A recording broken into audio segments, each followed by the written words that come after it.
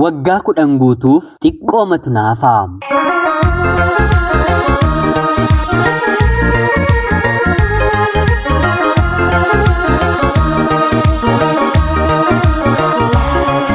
Yeroodhaaf maqaa kiyya himachuun barbaadu kanan dhaladheetti guddadhee Jiituu Magariituu Oromiyaa keessatti barnoota kiyyas kutaa 1 hanga 10tti seeraan baradhee ergan xumuree booda akka carraa ta'ee otuun barnoota danda'u barnoota koottillee qaxalee otoon ta'ee jiru daree keessaa hiriyoota barattoota koo keessaa sadarkaadhaan otoon ba'u carraa ta'ee qabxiin maatirikii kutaa 10ffaa ana jalaatii hafe.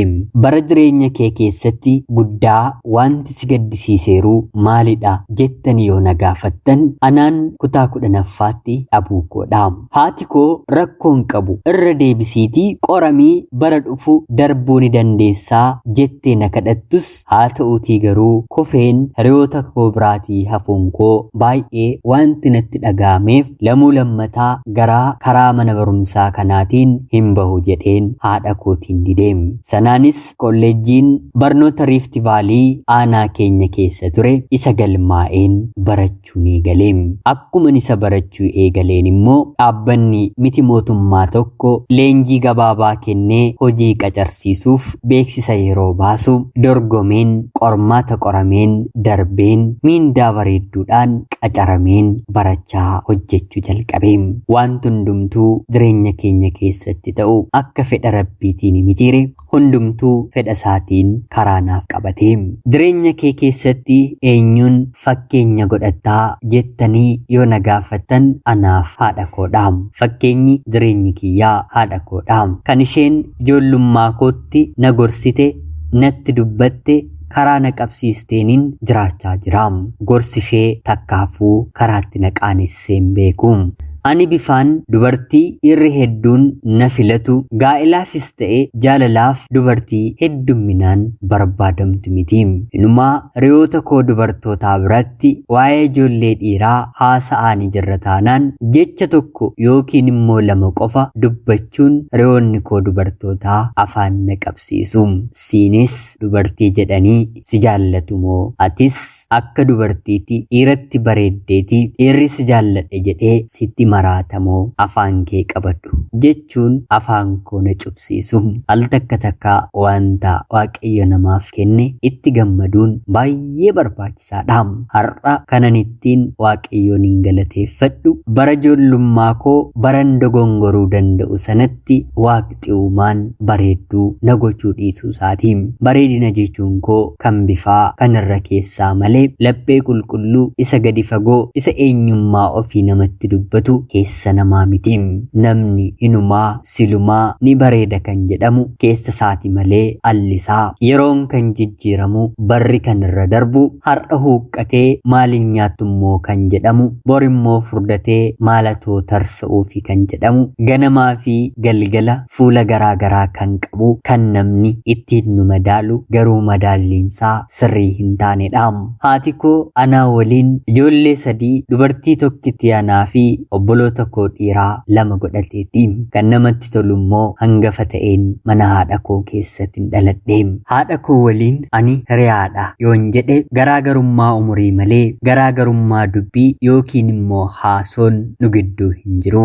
Anaa fi isheen hiriyaa koodha. Umurii koo waggaa 5 waggaa 6 kaasee nama ri'achaa nattaasa'a kana godhi kanammoo hin godhiin kuni sirriidha kun immoo sirrii miti karaa kana yoo baate kana ta'uu dandeessa karaan kun immoo kana karaa kana yoo dagatte immoo kuni si mudata kanan dhiisiin kana qabadhu kuni siif ta'a kun immoo siif hin ta'u jechuun akka nama biqiltuu lafa keessa dhaabee biqiluu ishee guddachuu ishee hanga firii baastuutti hordofu haati koo haga har'aatti jireenya koo keessatti hundee utubaa riqicha yaadaa naaf taatee akka isheen naan jettetti tasgabbaa'een jireenya mudaa hin qabne jiraachaan jira.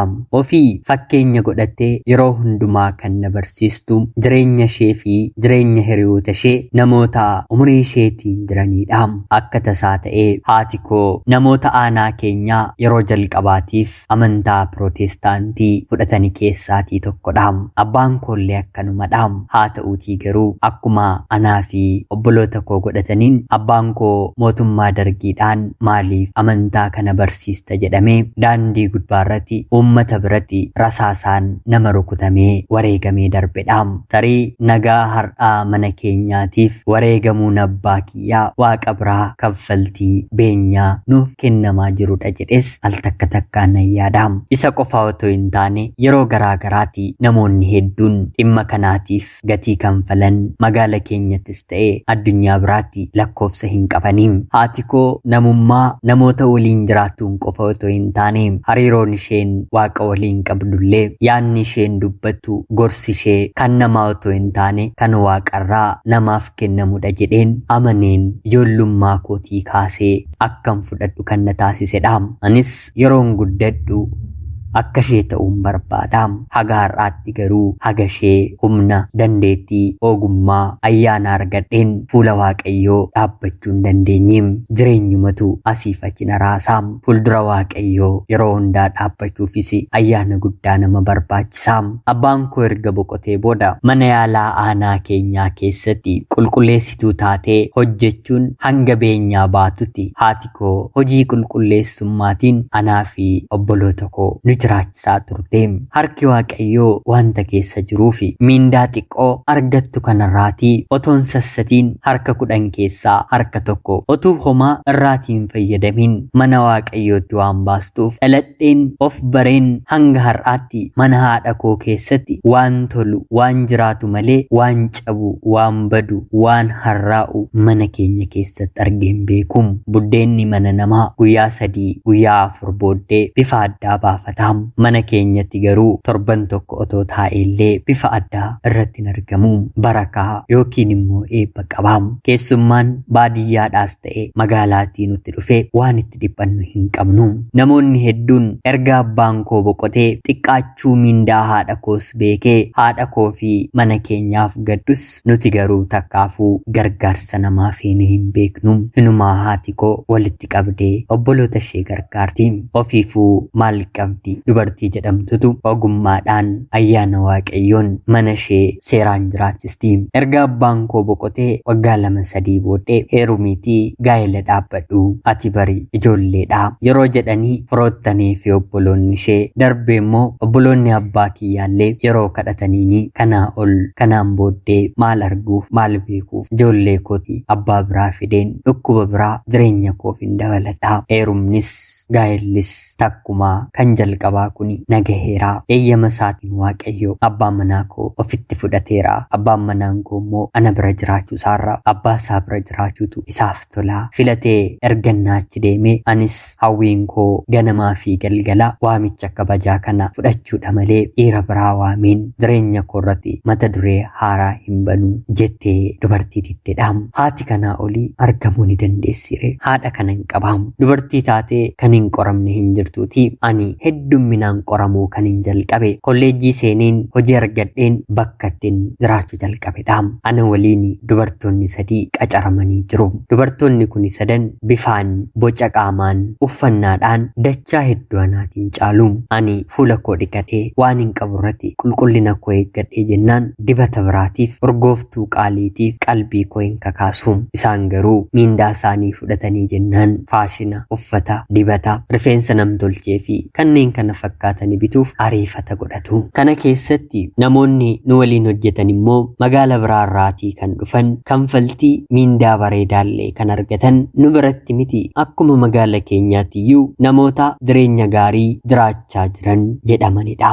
Maarree riyoonni koo dubartootaa kun namoota kana waliin hariiroo uumuun bakki biiroo hojii keenyaa hojii dabalataa argatee mana ciisichaallee ta'e yoon jedhee sobanatti hin ta'u.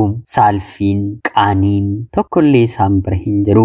Anis hiriyoota koo waliin oollu, waliin hojjennu, yaada garaagaraa waliin qoonnudha mitiire dhiisaa. Wanti kun bor booddee jireenya keessan balleessaa. Namoonni kun namoota magaala keenyaa miti. Amantaadhaan illee waliin fakkaatanii. Wanti har'a gochaa jirtanii kun itti fufee gaa'ela isiniif hin ta'u jedheen yeroon gorsuu fi waan ati fokkistuu gurraattii taateef carraa nuti isaan waliin ta'uu arganne kanatti inaafteeti miti. Mee dhuguma si gaafanna magaala kana keessaa hanga ijoollee kanaa kan gahu dhiirri eessa jiraa? Nu jaalatanii nu barbaadanii nu gaafatanii miti kadhanneeyyuu otoo guyyaa tokko waliin bullee akkam keessi keenyi gammadaa jechuun naaf deebisu ture. Kanarratti numaa darbee sadan keessaa dubartoonni lama ulfallee ofirraa baasu nan dhagahe. Anis lakkisaa wanti kun isinittaaf jedheen jabeesseen mana sana keessatti kadhachaan ture. Yeroo kanatti isaan inaafteeti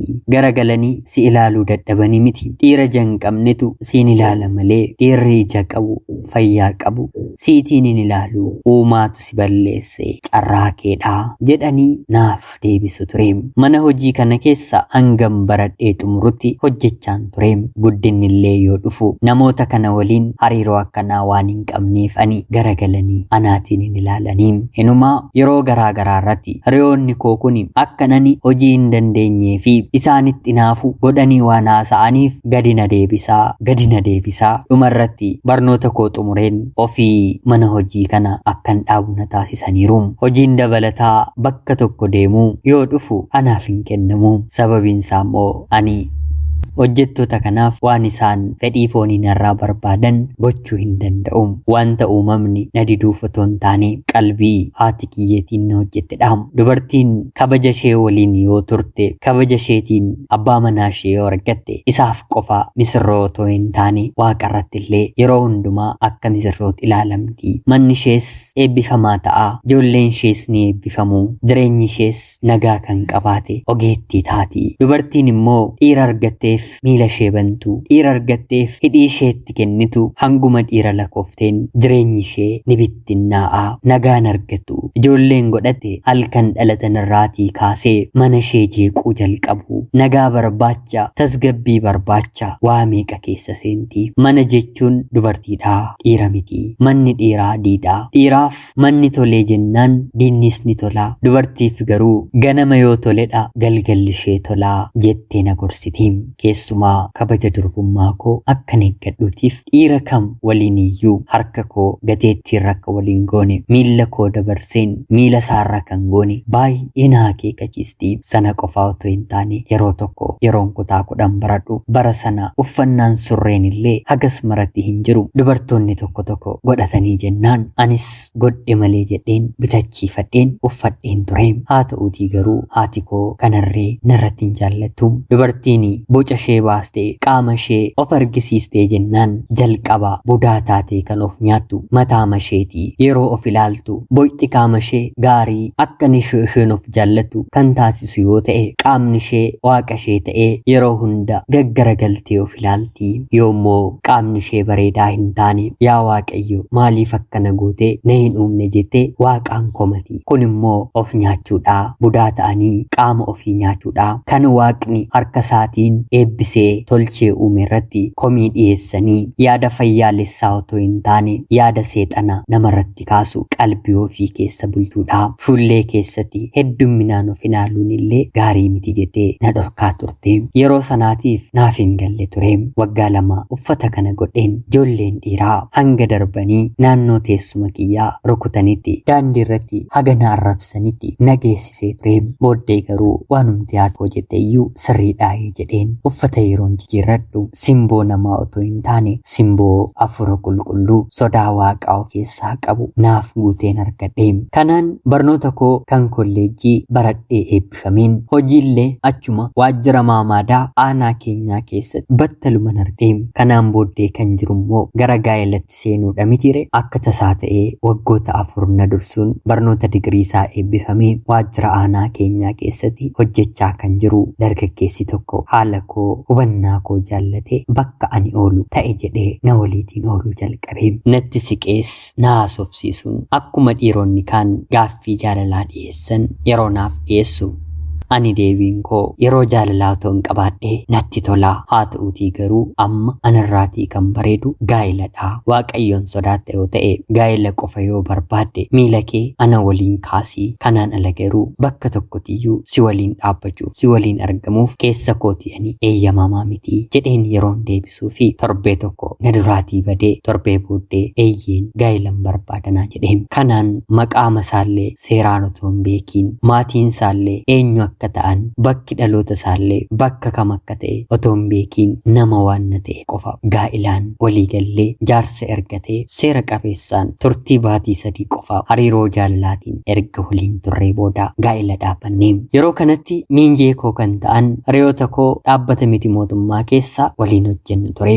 Akka tasaa ta'e immoo abbaan manaan koo bareedaadha. Guyyaama na waliin dhaabbatanii kana maal si argiteeti jaallateenii atoo simboo qabdaa dubartiin magaala kana keessaa dhibdeeti ishee kana fuutemoo booddee ni gaabdaa jechuun isatti haasa'aa turanii. Hamma isaanii dubartoonnaniitti siqu magaala keenya keessa waan hin jirreefin isaaniitiin miinjee godhe malee yaanni haasoon isaanii gaarii akka hin taane waggaa 3 duran beekamu. Halli dubartootaa ammoo tokko yoo waa tokko goote tokkos waa biraa gochuuf ni ariifatti mitire. Hiriyoonni koo 3 kunillee ammuma heerumne malee jechuun ijoollee dhaabbata kana keessa waliin hojjetan jaalallee isaanii hokkeetti qabu jalqabanii. Baruma sana 3 isaanii anaan ilaalanii karoora isaanii malee gaa'ilatti seenanii. Haa ta'uutii garuu gaa'illi tooratti galuuf sirrachuuf waa hedduu gaafataa. Anaaf abbaan manaan koo yeroo wal baramsi keenya baay'ee gabaabduu taatus ani bara jireenya koo keessatti dhiira akkanaa otoon argadhee jedheen dhiiran fedhu ture. Innis bara jireenya isaa keessatti maal ta'a dubartiin akkanaa na mudate jedhee dubartii barbaadu ana ture. Baay'ee waliif taane baay'ees walii gallee. Haati koos gaa'illi keenyi kanaan ol nagaa akka argatuuf hanga har'aatti jilgeenfatee fuuldura waaqaatti nuuf kadhate. Hiriyoonni koo 3 isaanii gaa'ila godhatanii waggaa booddee daa'ima tokko godhataniiru. Anaaf garuu rabbi guddaan daa'ima naaf hin kennine. Gaa'ila booddeellee hiriyoommaan keenya itti fufee walitti deemuun keenya jalqabe.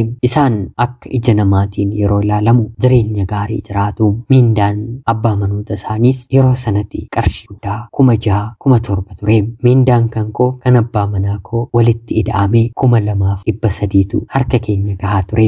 Soofaa qabu, televezyiinii qabu, firiijii qabu, meeshaa mana keessaa isaaniin guuttanne tokkollee hin jiru. Anaa fi abbaan manaan koo garuu soofaa bituufis humna hin qabnu. Televezyiinii akka kan isaanii bituun illee hundas deessisne akkuma isaati taa'umsas hojjechiifannee mana kutaa 2 qabdu keessa jiraachuu jalqabneerra. Gaa'illi keenya hundaa'ee waggaa tokko booddee maaf hin deessu jechuun alliif manni narratti ka'uu jalqabe. Anis dahuu barbaadeen naaf hin milkoofne malee dahuu jibbeen hin turre. Hiriyoonni koo silaa amalli kee hiituudha namaaf hin hiikamtu rabbi immoo kan arge gadameessa keessi dheeraa laata yeroodhaan deemiitii ilaalamiitii mucaa kana fakkaatu dhala malee hambisiin jechuun naaf deebisanii. Bara saxaanu amma immoo lamaan isaanii ijoollee lammataa godhatanii 2 jechuudha. Bara kanallee ani daa'iman arganne. Wanta nama ajaa'ibu namni gaa'illi isaa yoo tolee fi mana isaa keessaa kan isaa qabateen jiraatu ormootu hin taane hiriyoonni koo kuni. Abbaan manaan koo akka anarraatii adda bahee dubartii gara biraa waliin hariiroo jalqabuuf mana isaaniitti waamuun yaalchisuuf yaalii isaanii yaallee hin turre. Haa ta'uutii garuu gooftaan dubbii garagalchee warreen dursanii daa'ima 2 godhatan akkuma waggaa tokko keessatti wal fuudhan waggaa 3ffaarratti gaa'illi isaanii diigame. Abbaan manoonni isaanii gara biyya biraatti hojii isaanii illee jijjiirratanii ijoollee kana lamaan dhiisanii jalaatii badanii deemanii. Kanaafee ishee daa'ima tokko qabdu qofadha. Hojiin hiriyoota isaanii tokkuma waan ta'eef isheen illee waggaa 4 waliin jiraate. Inni daa'ima 2ffaa nuu godhadhu jedhee yeroo ishee kadhatu atis natti kennitee baduufi jettee daa'ima godhachuu didde waggaa 4ffaa waliin jiraatanii innis ishee dhiisee deeme. Waggaa 4 darbee waggaa 5 yeroo guutu anaa fi abbaan manaan koo haga kanaatti illee daa'ima waliin hin godhanne ture. Ana toon taane haati koo eeyyama rabbii yoo ta'e daa'imni namaaf hin kennamu. Eeyyama Rabbii yoo ta'e immoo daa'imni namaaf kennama. Daa'ima uumuu kan danda'u Rabbi guddaadha waan ta'eef yoo fedha isaa ta'e qofa isiniif haa kennu. Kanarratti of hin dhiphisinaa jette yeroo yerootiin anaa fi abbaa manaa koo gorsiti. Abbaan manaa koo anaa ol amantii isaatti nama cimaadha. Nama fakkeessee kiristiyaanummaa jiraatu otoo hin taane jilgeenfatee jilbasaa Rabbi guddaatiif bitudha. Waggaa 5 gaa'ilaan erga waliin turree booda ajaa'iba ta'ee barnoota maastarsiisaa xumuree magaalaa Finfinneetti dhaabbata miti mootummaa tokkoof ragaa barnoota isaa yeroo argu bilbilanii fi asitti hojjechuu ni dandeessa jedhaniini. Anis hojii dhiiseen abbaa manaa koo waliin bakka sana deemee. Yeroo kanatti maatiin abbaa manaa koo maaloo jedhan gaariidha. Hanga yoomiitti dubartiin gurraatiin hokkistuu kuni jireenya kee taphati. Ammallee biyya isheetti dhiistee bakka hojii kee qophaa kee dhufuu dadhabdeetii. Dadhabaa wayii kunoo maseena gootee si hambisti jechuun isa yeroo komatan sagalee bilbilaa keessatti gurra kootu dhagahee. Inni garuu namni haadha manaa koo hin jaallanne maatii koos ta'e hiriyaa koo nagaas naaf hin kenniin anis nagaan kennuufi jedhee maatii isaarraati adda citee. Waggaa tokko magaalaa Finfinnee akkuma jiraanneen anis hojii nan qabadhe Rabbii fi wanti dadhabamu hin jiru. Daa'imni gadameessa koo keessatti hafee obsaan aannan goromsaa dhugaa jedhamiti Oromoon yeroo mammaaku nagaadhaan nanii qabee waggaa dhufus nan argadhe. Waggaa sattaanus nan argadhe. Waggaa waggaatiin walitti aanseen ijoollee durbaa 3 argadhe. Amma kunoo gaa'ilaan waggaa 10 guutuuf yeroo xiqqoo torbanoota muraasa qofa na hafaamu. Wanti waaqayyootiif dadhabamu hin jiru. Reyoonni koo 3 isaanii gaa'ila lammaffaatti darbanii isheen tokko immoo kan lammaffaallee milkaa'uu fi didee ijoollee ishee maatii isheetti kennitee jireenyitti ulfaatee gara biyya hambaatti illee godaanteeti. Wanti nan isiniin jechuu barbaadu keessumaa dubartootaaf darbee immoo dhiirotaaf waan tokkodha. Kabaja fi eeggachuun akka bara kana salphate miti. Uffannaan keenya eenyummaa keenya nutti himaama. Hanguma uffannaa keenyaan harma keenya baasnee ija namaa rukuchisnu ijji seexanaasi ilma namaarra dhaabbatee karaa qullaa keenya sanaa jireenya keenya rukutaa. Ofii mataa keenyaan qullaa waan of gooneef waaqtillee dahoo isaanuuf hin godhu. Sababiin isaa immoo dabarsee kan of salphise jalqabu nu hidhaama. Bara dargaggummaa keenyaatti sodaan waaqayyoo yoo nu keessan bulle sammuun keenyi xurii hedduu bakkeewwan garaagaraarraati nutti gooree imaammata yaadaa waa'ee nuuf hin baasneef umrii keenya gubuu ni danda'ama. Dhiirris dhalaanis harka isaan jireenya isaa bareecha harka isaan immoo jireenya isaa balleessaa. Akka waaqayyoon sodaachuu ogummaan lafa kanarratti guddaa ta'e immoo eessayyuu eenyuuf iyyuu hin jiru. Ana obboleettii keessan magaalaa Finfinneerraatii ulfaadhaa nagaatti galatooma.